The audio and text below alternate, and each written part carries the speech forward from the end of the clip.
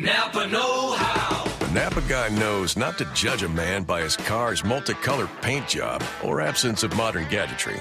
Who cares if it's technically old enough to vote and the windows are powered by the strength of your left arm? Your monthly payment is zero, and it'll stay that way. Because with over 500,000 parts and a little Napa know-how, you can keep anything on the road. She may not be pretty, but she's all yours. That's Napa know-how. Napa know-how. Blog Talk Radio. Good morning. This is your host, Llorraine Neithardt, and you have reached a Venus Unplugged. And what we do here is discuss and explore, cajole, all things Venusian. The archetype of Venus is that the principle in the universe that binds all things. So, yes, she is the heart of our relationships. She is the center of what makes beauty a beauty. She lives in all of us. And what I'm doing for the next couple of weeks is I am going over the 22 major arcana, not as tarot lessons, but as talismans, as working meditations. So we're going to go over the Empress today, which is, of course, glorious because the Empress is ruled by Venus. And so you can, if you happen to have a deck of tarot cards, you can use that. You can go on Pinterest. You can download the Empress, or you can find something in art and just let that work with you, because we've got all these marvelous concepts and so much teaching on this thing called the Empress. What is she? She is a principle within you. She is the anima, the archetypal anima of a male within men. So they all have this either terror or wanting to serve. The Knights of the Grail. They were serving. What were they serving? They were serving this internal empress, and obviously some queen, or sometimes a mad queen. The whole time of the troubadours, which is actually the time that romantic love, as we understand it, we in the Western world, began at the troubadours. We didn't have that personal love. We had love that gave us more land or babies or money or power. All right, so the troubadours, Eleanor of Aquitaine was a female troubadour. And so it's quite fascinating how romantic love came into the consciousness of the Western mind. And behind this image of the Empress, she is the Madonna, she is the great mother, she is the queen of heaven and earth. So a thought, there's nothing like a thought, we can drop the thought into our heart and feel through the heart, because she is about love, wisdom, Sophia. And just glimpse in your imagination, try to just get just a spark. Or sometimes, do a visualization and go inside your body and find the one cell that is pure and knows what is true, all right? And so the image of the realization that our being, our essence, what you want to call it, the soul or the psyche, whatever you want to call that, is older than time itself, existed before creation existed. Yep, you got it. Kind of a big one, but it's very true. That's what we're all connected to. And it's humbling. It creates such a sense of wow and beauty I've seen so often when this Empress arrives is in people's life, okay? Because she's a gateway. She's a doorway. So let's say you need to do something this week. I'm sure we all have to after last week, which just kind of, scrambled everybody's eggs. So now we're in this creation mode, okay? What are we going to do with the new insights, what we've had to let go of? We're going to break it up and make a collage, or we're going to burn it and ritualize it to the greater good. I mean, it's a very, very powerful, it's a game changer right now. And whether you know it or not, it's happening. And if it's not happening to you directly, somebody right next to you it's happening with. And so this Empress, meditating on her, bringing this card around with you, or any one of the 22 major arcana, these are archetypal figures that help us grow and understand. We don't know what it looks like. People talk about what consciousness, but until we see it or an image comes, we don't really know. It's just talk. So the first is this. This is where this image comes from. Before creation, she is the mother. She is the divine essence of the feminine within the gods and within the archetypes. So this is big stuff. She's the core. She gave birth to the eternal. And there's no spirituality without the archetypes, because that is the thing. That's the active ingredient. And if we know what the active ingredient is, both on its shadow and light, we always want both, so we don't get tricked. And this is what she brings to us. So last week or the week before, we looked at the concept of the Popess, right? And she, the female Pope in us, the spiritual principle, okay? So the Popess serves the spirit. The Empress fulfills the spirit. The Popess is patient and passive and waits. But the Empress is action and completion. The Popess is ruled by love, but the Empress rules by love. The Popess guards something old. The Empress reveals something new. So we can use the Empress's principle, or the Madonna, or Sophia, which is one of my favorite images, to break through, to meditate on this card, or as I said, carry it around with you, get a sense of it. Where do you see it? How does she operate in our culture? Empresses can be the archetype of when a person is bringing something new she's inspiring. She wants to bring the culture forward. She gets the poets moving and within and without. So she's very, very important to your love nature. Because without her, not very interesting. So so she's not just the mother, the earthly mother, although she can represent pregnancy. She can represent the birthing principle. And we want to birth something, but she breaks down the barriers. She opens invitations. She opens doors.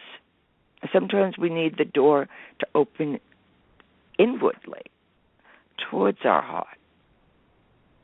Please show me the way to know my true self, so that I be sovereign.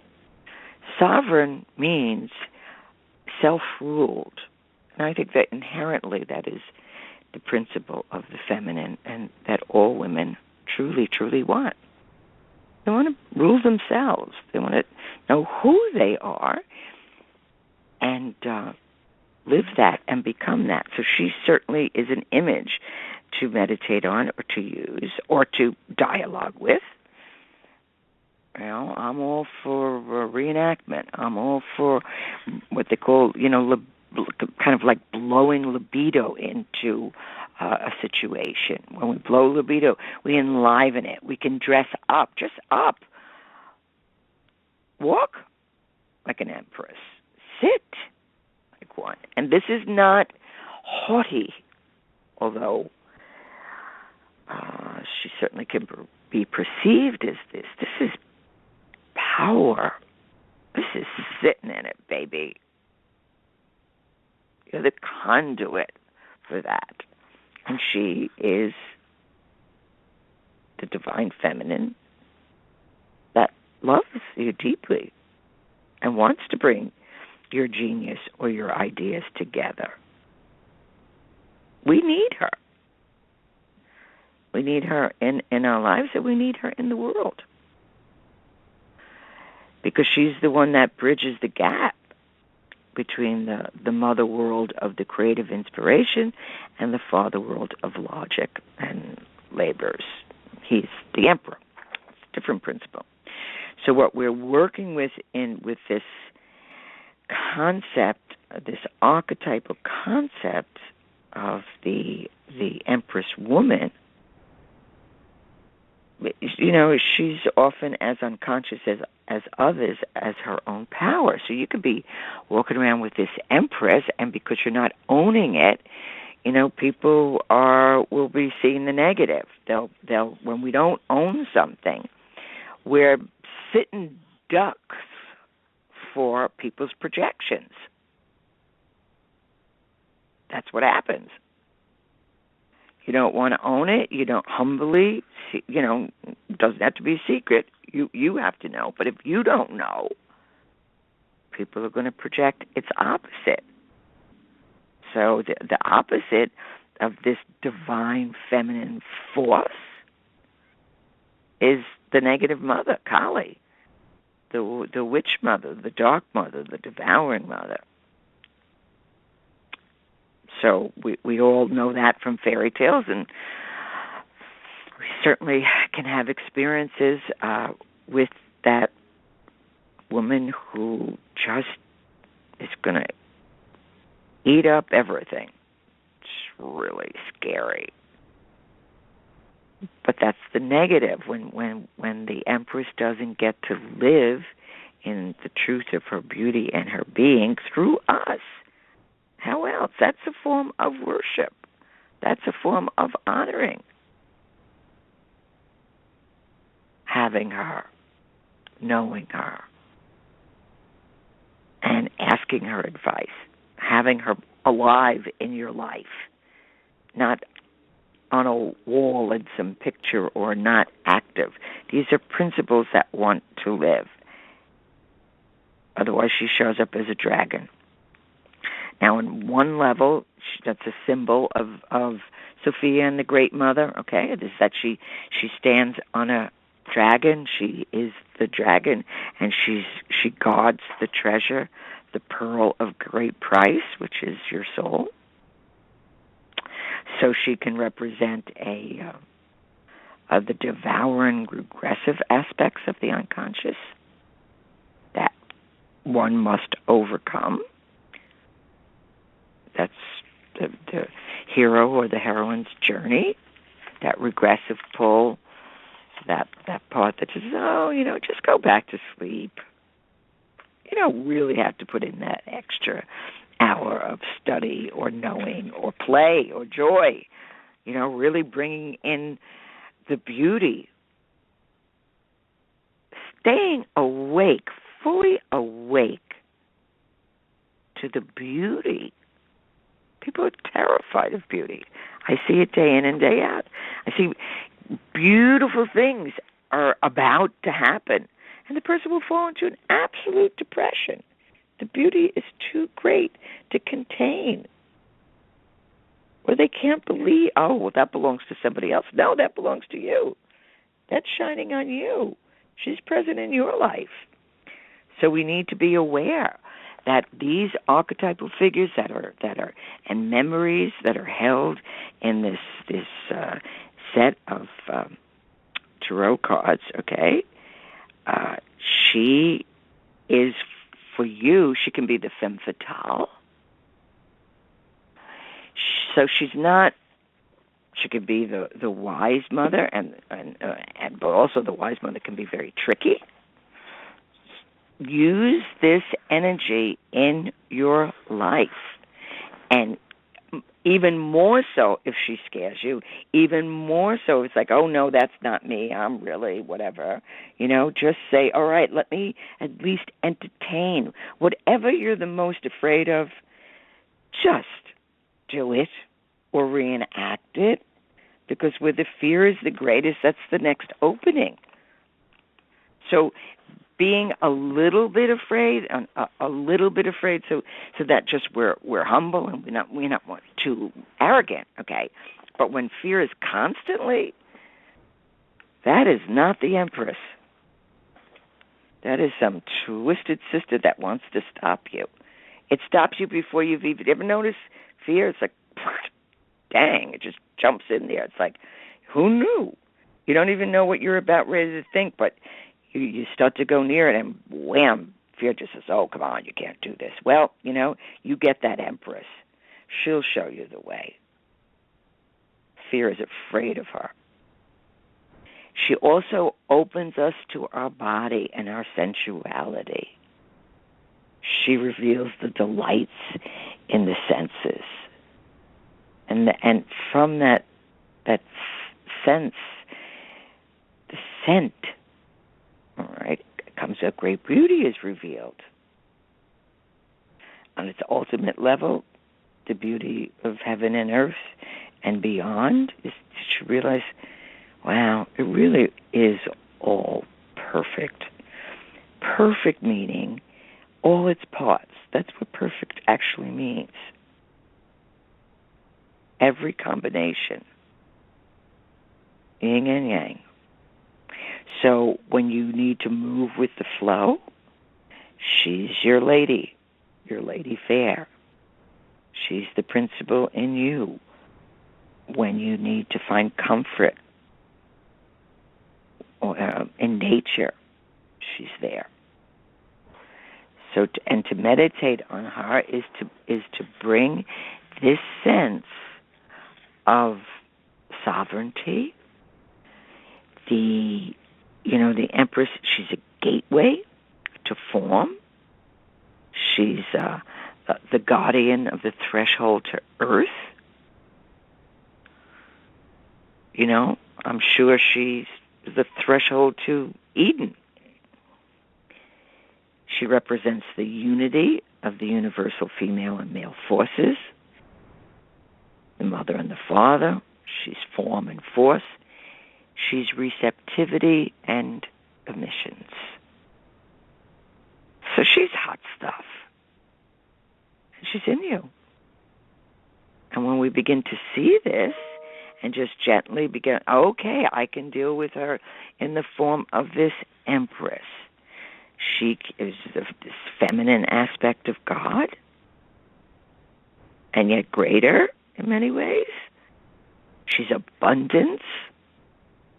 She's the symbol of fertility, of being sheltered, of protection and nourishment for your soul.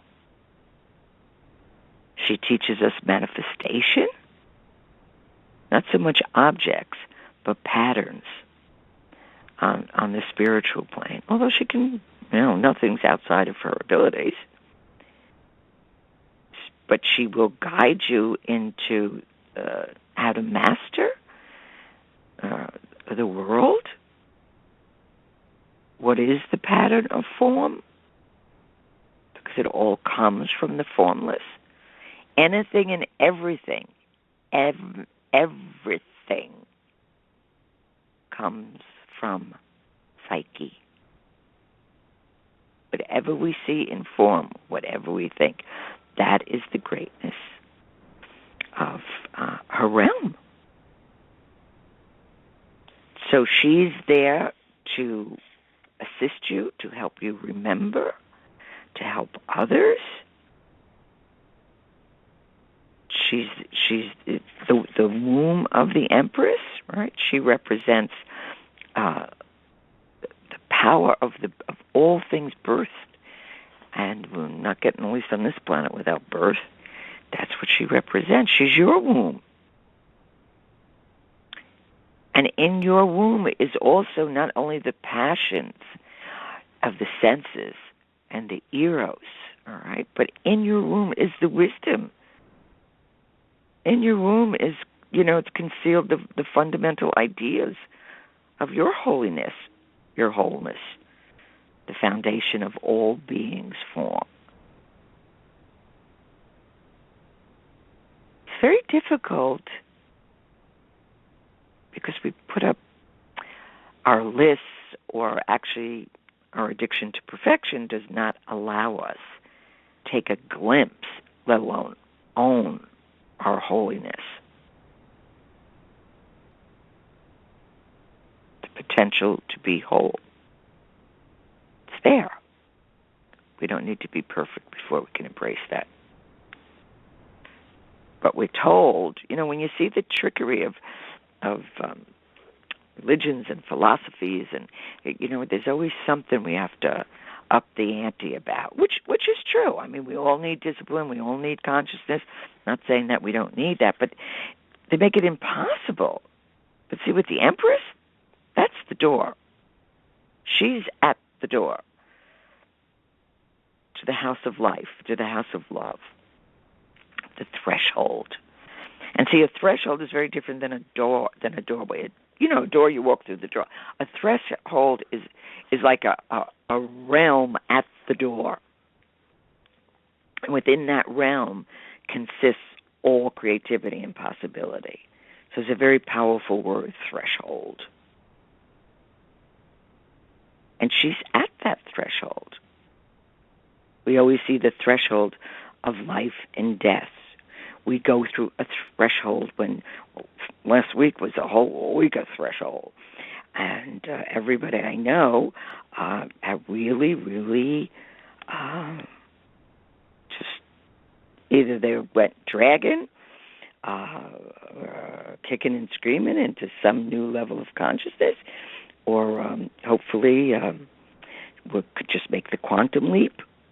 But with the help, we definitely needed the Pope this last week, but we definitely need the Empress this week. She's the third arcana. And as I said, she can be the animal figure or soul image for a male. She is the thing that helps us relate, the principle that helps us to relatedness to the collective myth or religion. And she's the deeper levels of the psyche within us. But she's also the one that relates us to the outer world, but also to the inequality of that world. So when we begin to bring her into our life, that's the living Venus. Venus isn't, one of her aspects are seduction, because that's what beauty does. It seduces. That's why a lot of people are afraid of it. And, even Mars, if he hangs out with Venus for the day and the night, he's not going to water the next day. He just wants to hang out with Venus. Look what happened to Anthony and Cleopatra. Perfect Venus-Mars experience.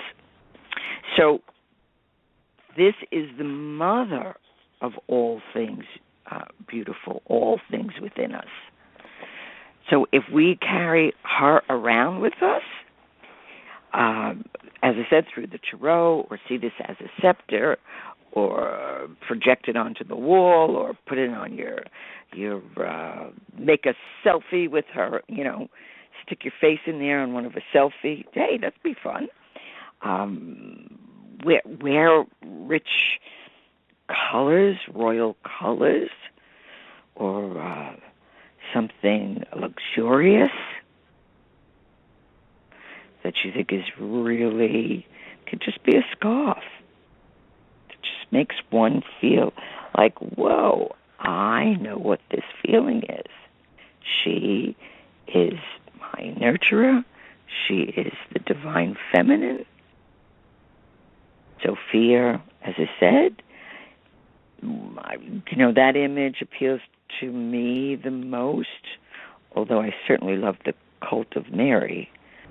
And actually, the cult of Mary is older than Christianity. It did not start with Christianity. She started before religion. Actually, all the the archetypes are before religion, before anything was formulated. I mean, that is what is going on inside of you. And if you don't want to become conscious, you're missing the party. And there is a party going on. It can be a celebration. It can be a dance of grief. Whatever is moving us is part of the life, the ebb and flow. And even if you just feel it a little bit, or watch it in children, or watch it in like little animals jumping and playing. I mean, one of my favorite things that just brings me absolute joy is just watching those little pygmy goats. They know how to have a good time. You want to learn? Watch the pygmy goats, or anything that makes you delight. She births all of that in us. And she has the power to break through anything in your life. You have to obey her. You're not going to be telling her what to do. She's going to guide you, and then you're going to listen. And that's part of what, consciousness is about. You get some kind of cockamamie idea, and you think, oh, why am I thinking this? And we shut it down. Well, at least give it a minute to fantasize, meditate, write it down, give it some consideration. It may lead you to something else. Don't shut it off because you never thought that before. Or what would somebody say? Who cares what they say? What people say usually is just their negative animus opinions. They're just telling you where they're limited. We need to be inspired, allow it to live in its kind of unformulated way, or just the essence, and then the Empress will help us get us through that threshold and then guide us to a form that this creative idea can live through. And the creative idea can be like the attitude you're going to have at work today, or the outfit you're going to wear, or the creative solution. Not with the 10 rules. There's infinite possibilities of how to resolve. Be creative. Dare to do it differently. That's what creation is. And the culture will not be moved ahead if we don't try other ways. In you, you're part of infinity. There's a part of you that is older than time itself and is beyond creation. You were there for creation to be created. Find that cell that knows that. Have a conversation with that. It's very humbling to know that's what we're all part of. And this is what this Venusian energy really is. Your new ideas and yourself. Throw out the old or give it away to somebody that may want it, or just leave it and let people take. Dance your dance. Just really give yourself permission to be. And next week, we're going to be looking at the Emperor. So there we go. we'll bring some emperors into our life. Yippee. Okay, bye-bye.